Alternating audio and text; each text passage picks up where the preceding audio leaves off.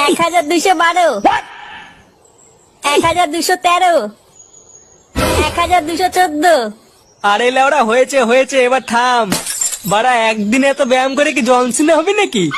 আজ বাড়া যতক্ষণ গাড় দিয়ে রক্ত না বেরোচ্ছে আমি বাড়া ব্যায়াম করেই যাবো। ओ भाई मारो मुझे, मारो मारो मुझे, मारो मारो। नहीं ये मजाक हो रहा है, एक सेकंड। এই গাড় মেরেছে? কতগুলো সেটআপ মারলো রে ফটকে?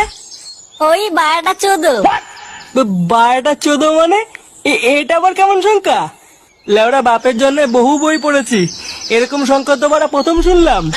আরে বাড়া চুদিদের মুখের ভাষাই তো এরকম, জানিস না? সে না হয় বুঝলাম, কিন্তু এটাই তো বুঝতে পারলাম না 12টা 14 মানে কত সংখ্যা। আরে লাউড়া 1214।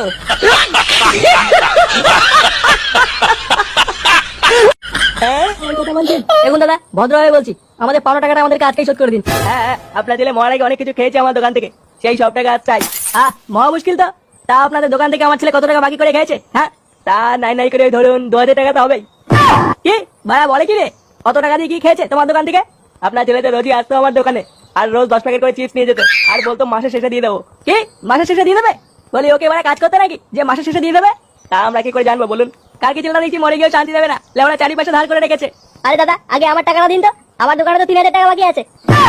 কে 3000 টাকা? এত টাকা ধার করে খানকি ছেলে করেছে নাকি? আপনার দোকান থেকে আবার কি বাকি করেছে শুনে? আরে গোটা পাড়ার লোক আমাকে চেনে, আর আপনি আমাকে চেনেন না? ধুর বাড়া, ছেড়ে দিয়েছে তো সেটা বলেন না।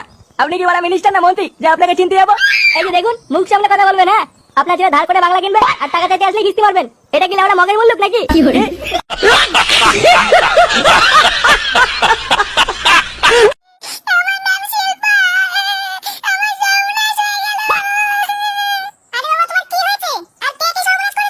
समझ रहे हो, समझ रहे हो आप, समझ रहे हो ना?